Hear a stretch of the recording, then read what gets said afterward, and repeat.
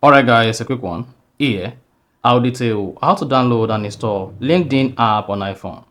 So if at the end of this you found this offer informative, please don't forget to like and then subscribe. Now the first thing to do is go ahead and open the App Store on your iPhone. Once open the App Store, then click on search at the bottom right and then search for LinkedIn. Now once you search for LinkedIn, locate and click on the LinkedIn app. Then click on the Get button. Once you click on the Get button, instead of Update, you'll be prompted to confirm your Face ID or double-click the side button to download and install the LinkedIn application. Then once you download and install the LinkedIn application, then you can now come back to your app menu. On the app menu, you can just come here, search for LinkedIn. Then you should see the LinkedIn app here on your phone. You see that? So that is basically how to download and install LinkedIn app on iPhone. So if you found this offer informative, please don't forget to like and then subscribe.